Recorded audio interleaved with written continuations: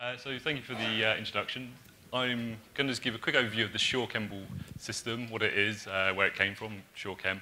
But before doing so, I was just going to give a brief introduction to the institute I've come from, EMBL-EBI, and the group itself. So just kick off. So saying I come from, I work at the EMBL-EBI, which is an academic research institute based in the UK, just south of Cambridge. And I'm sure many people are probably aware of it or heard of it.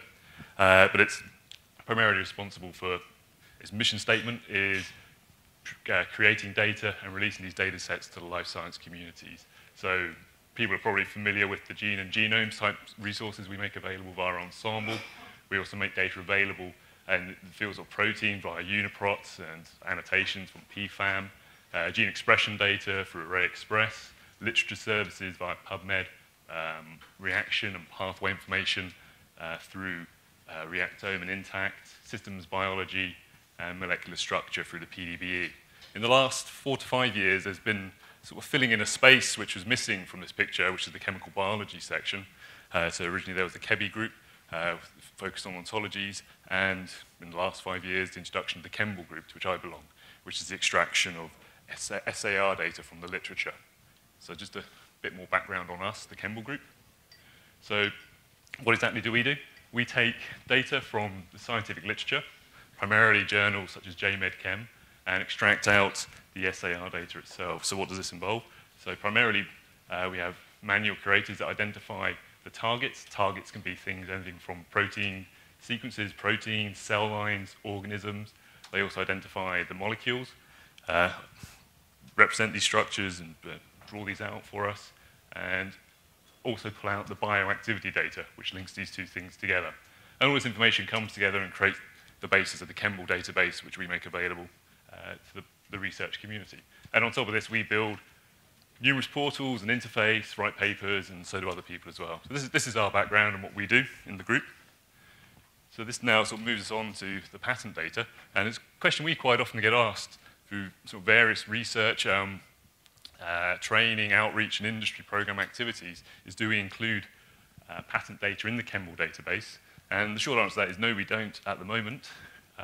We provide quite a few cross-references via a service known as UniChem, and I'll give a bit more detail on that later. But we don't actually provide the underlying core raw patent data. Why is it important? Well, at least explained to us is, the patent literature itself is seen to be 2 to 3 years ahead of the scientific literature. The primary data captured within the ChEMBL database. Researchers that are interested in this clearly gives them information on prior art and ability, sort of freedom to operate on particular series or sort of lead compounds and that particular areas of interest that they're working on. But I guess at the end of the day, what it's providing is lots more data on a particular field of research that someone is working in. But when it comes to talking about the patent data itself, and from our sort of early workings and playing around with it, the extraction of this data comes at high cost and introduces a lot of noise to the system. So this is things we've been aware of in the past and just trying to figure out the best way forward if we do want to actually sort of include patent data in ChEMBL or another resource providing ChEMBL patent data. So this is our background and what people are asking us for quite a while. And I guess it also fills in an additional hole in that EBI diagram showing all the different types of resources which were available. So at the end of last year, December 2013, EMBL-EBI acquired the SureChEMBL system from the SureChem system from Digital Science. This is part of the Macmillan Group. So the system itself, SureChem, was seen not to be aligned with the business focus of the sort of future academic business model that they're going forward with, which is why the acquisition essentially came around. But what exactly is SureChem in its previous name? So this is a live view of the chemical patent space, so essentially updated daily, entity extraction of all of the patents go into the system and then made available to their user base. How do people access SureChem? So there were essentially 2 models. There was a free model where you could go to the website, you still can, do your queries, pull back the data, and find out where your structure or search term appeared in particular patents. And then there's also a pay model, which is SureChem Pro account and API access, and this offered greater functionality to the system. So you could do your searches, and then also export the data which comes back from your searches, or do more, more intelligent API-designed workflow models, web service, and so on. So this was the pay model and their sort of customer base. So, as we say, we took over the system at the end of December. It's still actually running on the Macmillan servers at the moment, and we're in this position of actually moving all the services onto our own infrastructure, and I'll talk about this in more detail as I go on. But as part of the agreement, there was a number of outstanding licenses, which all expired now, but we supported these during this process. But our aim is essentially to provide this paid-for service as a free service to the community. So this providing this Pro and API access. And sort of finally, just the system itself, we've rebranded it SureChEMBL. So it's not really too much of a name change, but it falls in line with ours. So where does SureChem fall in with other EBI chemistry resources? We had sort of 2 resources listed on our dendrogram, or on our picture of the EBI resources. There's ChEBI and Kemble, but there's actually a number of other research groups that contain small molecule data. So it's such as Atlas, which is involved in small molecule transcription factors. So there's about 750 there, small molecules captured in that database. PDBE, which has about 15,000 small molecules, and these are obviously small molecules captured in ligand structures. ChEBI, this is the highly annotated set of small molecules which go to build the ChEBI ontology. It's about 24,000 there. Then the group which I work for, Kemble group, so this is the data extracted from the SAR literature. It's about 1.5 million compounds, and now the SureChEMBL system. So this currently contains about 15 million compounds. This is the data extracted from the patent literature. So all the services at the EBI, there's generally RESTful web services available, and coincidentally with all of these, there's RDF representations. And just mentioning, I guess, our UniChem service that we provide, we were also very much interested in linking out dynamically to many other resources, such as Zinc, PubChem, Thompson Pharma, where they make datasets available, e-molecules, and various others. So we've got this UniChem system, which is an Inchi-based chemical resolver, which sits on top of this. And you can then, we essentially build it for ourselves, allow us to do this dynamic cross-linking. But this is a service which is available to everyone to use, and there's a RESTful API which sits on top of this. And again, I'll talk a little bit more about that later. So SureChEMBL. I should say all of these screenshots currently come from the website online as it is at the moment, and it's still being hosted on the Macmillan web servers. So as I say, we're in this transition phase. So everything here will eventually be moved onto servers that we're running. But this just gives you a quick overview of what you can do with the system in its current form and status. So this is the search page where you go in, and this is the types of inputs you can do. So it's relative things you'd expect to be there. So keyword searching, patent number searching, you can draw a structure, submit this, paste in smiles, mol files, and then do different types of searches, substructure, similarity, and so on. Then you can apply a number of filters on the actual search you're interested in. So you can restrict if you're doing a chemical-based search, restrict it to the claims, title, abstract, description, or images, and then do additional filters based on authority and publication date. So it's relatively straightforward, user-friendly interface, and click search and go. So the results come back. So in this case, it's a quick substructure search, and this is a typical results page you'll get back, just displaying all of the molecules which come from the patent database. You can then essentially click on a molecule, and this will take you through to a page which displays all of the patents in which that particular molecule has been found. The screenshots here have actually been taken from the Pro account edition up here, so you see a little Pro on the side here. And this actually gives access to some additional functionality, which allows you to then click on these buttons and provides you access to the patent family information, so where the patent's been, I guess, applications have been made with different authorities, it's linking this information together, and also providing you easy access to download the chemistry just from that patent or from the family as a whole. So again, this is the kind of functionality built into the Pro system. And here you can actually do things like save your searches and fork searches as well. So it's a very powerful system. Finally, I mean, you can just, once you've actually found a patent you're interested in, you can browse the patent as well in much the same way you can, I guess, on like Google Patents, but there's a nice HTML rendered version of the patent. Scroll down where you find a chemical entity which has been identified by the entity extraction system. This will be highlighted, or the image will be highlighted. You can click and view that in more detail. And there's, again, just some more buttons allowing you to export this data. API access. So the system comes with API, I was saying earlier, and there's some nice documentation. And also, SureChem, during their time, built, in collaboration with another company, a number of KNIME nodes, which is something once we're fully up and running, this will be something which will be made available, again, to allow better workflow tool integration. But again, you can sort of see the names and the types of nodes that are available sort of tied onto the API. And these workflows via the web interface can easily be replicated in a pipeline environment. So system capabilities as a whole, so searching capabilities, free text searching, and Lucene-like searching. It is a Lucene index in the background which does the actual underlying search. So patent IDs and bibliographic information searched against, filtering by sort of patent authority and date, and chemical structure searching as expected. Retrieving capability, so you can get the chemistry from all of your search results, or just a subset that you've selected, family information, or just the underlying patent itself. And this is accessible via the web interface and the API. So coverage of data captured in the system. So our primary data source, or the system's data source of raw patent data, comes from IFI claims. This is for Fairview research. And this is essentially a table taken from these guys, and our subscription level to their data. And so in the system, we have the European patents, WO patents, US, and some bits of the Japanese patents. This gives you a quick overview of what's contained in this table here and how far back this data goes. So, and I should say, when you're actually doing a search of the system, even though it's a chemistry orientated, you can do substructure searching, you can do on a keyword-based searching, it's for all of these documents. So if you're interested in Samsung or Apple or whatever, or iPhone, you can type that into the system and pull back those types of patents as well. On the chemistry side, what is actually captured via the pipeline. So it's the exemplified structures from the patent title, description, abstract, and claims. I'll give some more details on the pipeline process itself, but essentially there's a fork in the pipeline. So there's text-based extraction and image-based extraction.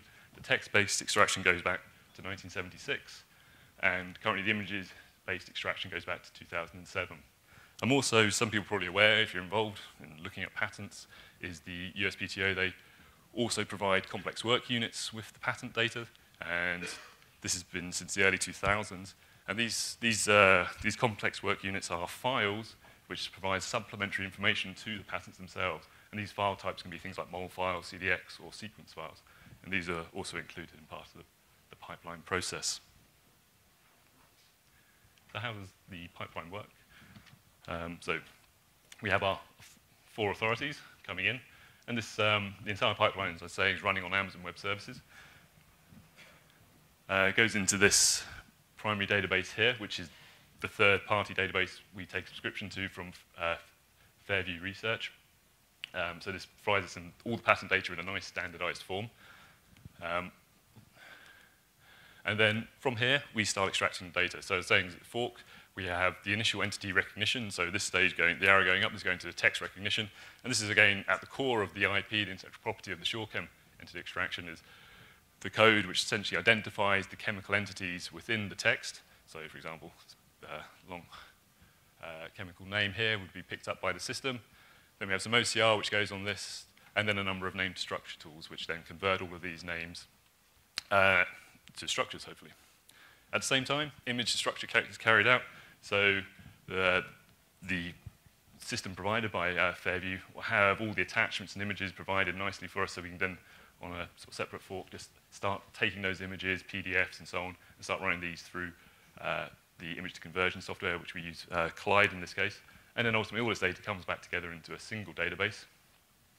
We do pull out all the chemistry into a chemical database for allow searching, and then for the users, application server sits on top, talking to the API, and we also have the patent PDFs. This is what the users see at the end of the day. And all of this system, as I say, runs on Amazon Web Services. So SureChEMBL and ChemAxon, so I guess it's one of the reasons why we're here today and been invited along to speak, is the system itself is very much reliant on ChemAxon software. So a number of places throughout this pipeline, we're using ChemAxon software. So one of the 5 methods we use is the ChemAxon named structured tool. Once a chemical has been identified, it becomes, like, I guess, a ChemAxon first-class chemical and moves around and properties calculated off it before it gets loaded into the database. The search engine is a JChem back-end searching, allowing this functionality. And then from a user's perspective as well, we're using the Marvin JavaScript, and I think the applet's still available as well on the current interface. So from a user's perspective, they're using Marvin So we're using ChemAxon all over the place within the SureChEMBL system, and it seems to be working really well for us. So going back to an overlap with Kemble, or the Kemble database, so one of the first things we want to do is obviously we have all this new data. What's the overlap with Kemble, the SAR database? So there's approximately 1.3 million compounds in the most recent release. I think it's 1.35 nearly now. And so we took a subset, or we took a slightly smaller set of the SureChem database by applying some filters on top of it, and we reduced the numbers down to about 12.2 million compounds in SureChEMBL. So I guess it's probably a higher quality data set than just the full 15 million. And this essentially tells us of the SAR data we're extracting from the various journals, approximately about 1 in 5 of those are appearing in the patent literature. Just moving on to the next slide, I had hoped to actually show a much better matrix of all these different resources and their overlap with the patent data. But unfortunately, our processing, for our UniChem processing, hadn't completed in time for this. But at this moment in time, we're loading this 12.2 million compounds into UniChem, and this will be available again for everyone to use now and dynamically link between SureChem and SureChEMBL and all these other resources, including Kemble.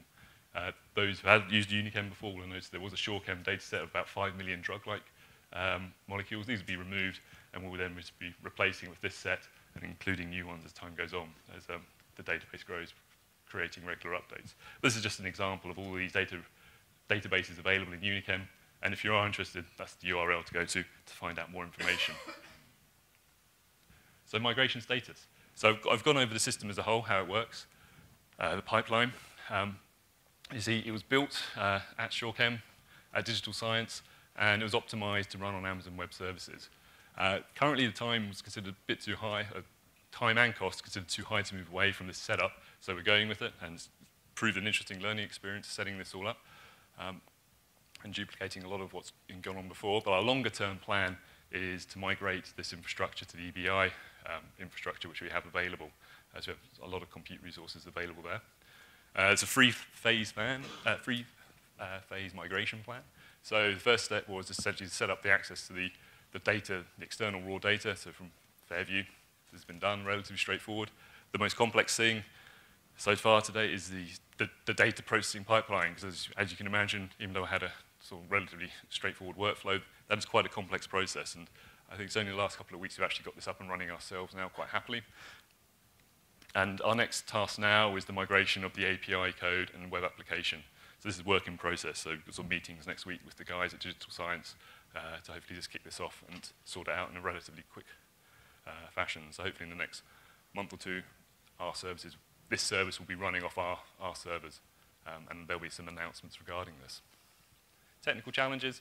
I guess the biggest one, potentially, other than setting up the pipeline itself, is user account migration. So users need to log into the system, and it's currently very much tied to an internal system at Digital Science, so we need to pull that out. So going forward, there will be a user account required to log in to the system itself. So we plan to make this as easy as possible, so it's probably an open system, open ID, something along these lines. But if you do currently have a SureChem login details, we may unfortunately ask you to actually sign up again, but hopefully we'll make this as painless as possible.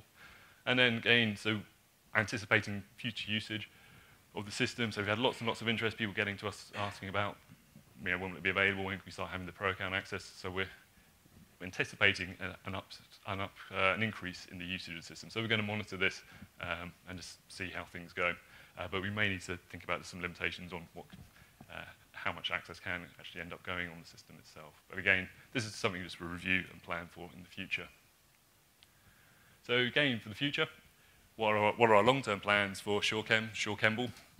Entity extraction. So current, this is like the default mode. At the moment, it's all chemistry orientated. You look, you've done your search, and you can see in the text here, this is actually from the website itself, where entities have been highlighted, you can click, and you can see the chemistry. Where images have been highlighted, you can click and view the chemistry.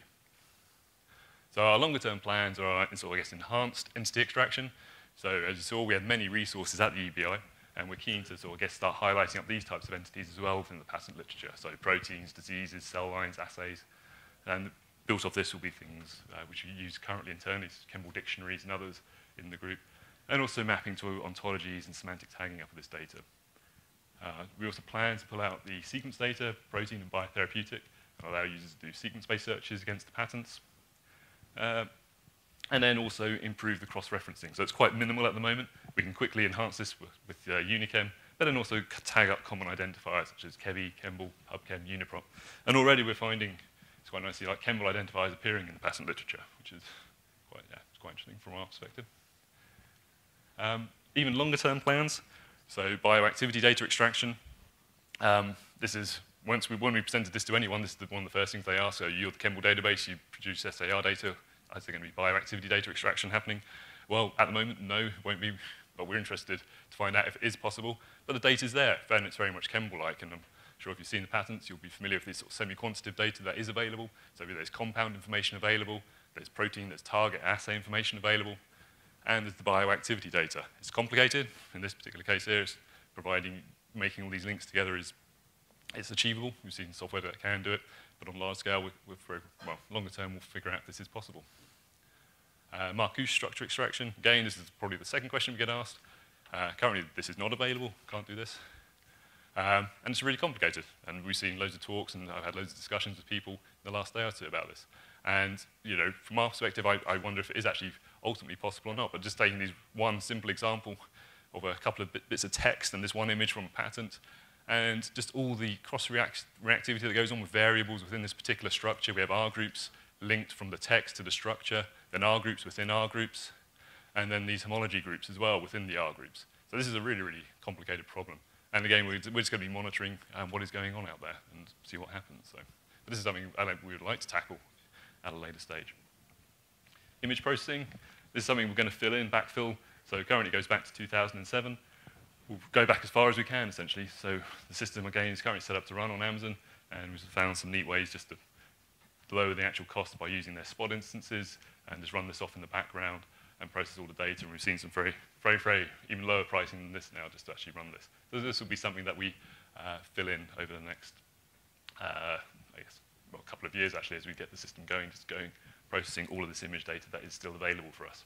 And this also includes some of the complex work units as well, which they themselves go back to 2007.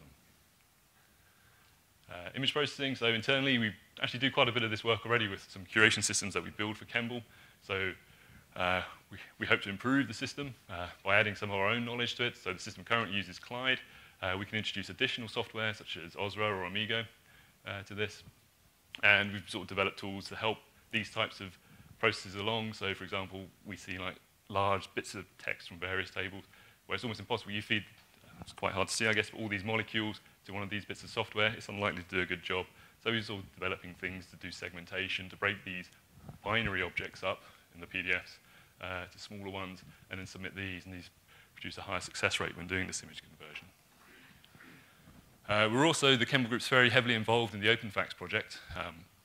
We produced the underlying RDF for this, and as part of the OpenFacts project, it has been extended via an ENSO approval, so, and our funding, and will be funded to incorporate the SureChEMBL data as part of OpenFacts.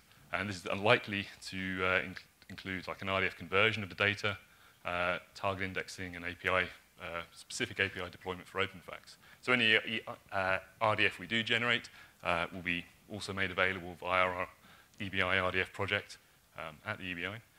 And this also introduces some sort of complex issues to do with updates. So SureChem is a live system, or SureChEMBL is a live system being updated every day, actually also hourly. So making these updates visible as soon as possible for such systems, which normally take static snapshots of our data, will prove challenging for us, making these exports available, and for those loading the data. More future plans, there are loads of them really, but again, we've got to refactor the interface, third-party support systems, workflow tool enhancements. So we've seen 9 protocols, but pipeline pilot work. Lots of people have got in contact about bringing the system in-house. This is something that's possibly feasible, but it's quite complex with the licensing issues to do with the actual source patent data. But it's made, I guess, a little bit easier by the AWS setup, and I'll sort of work around this at the moment. And then also mapping the Kemble data and the literature to the patents, running the entity extractor over other resources at EBI, including things like the literature data, and then finally just providing exports of data to other resources like PubChem. So there's lots and lots of things this list is continually being added to. Cool. And then we received loads of stuff from SureChem when we actually completed the deal back in December, and we've completed all the rebranding now. So this is available, and minimal cost. So finally, just got some acknowledgements. So the Kemble group itself. So these acknowledgements primarily go to people that we've been working with since December to actually get this up and running. So people in the Kemble group itself, and then also guys at Digital Science and Eco, James, Rich, and Tom, who've been very helpful in providing this information to us and allowing us to set up the pipeline quickly. And then we're using lots and lots of software under the hood to do this stuff, and a big thanks to all the various software providers to do this. And I've just got a couple of final self-promotion slides for the group. So we recently released ChEMBL 18. There's just some stats here if you do use the Kemble data. So there's 1.35 million compounds available here, 12 million bioactivities, 1 million assays, nearly 9,500 targets. And we make this data available in numerous formats. You can get this off our website, so Oracle Dumps, Web Services, website, Semantic Web, virtual machine.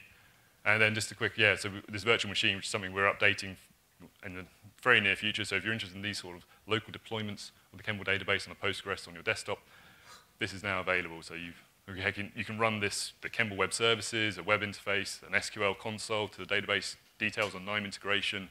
We've been doing a lot of work on IPython notebooks and tutorials on building predictive target models. So this is now like an application you can run locally on your desktop machine. So there's more information available.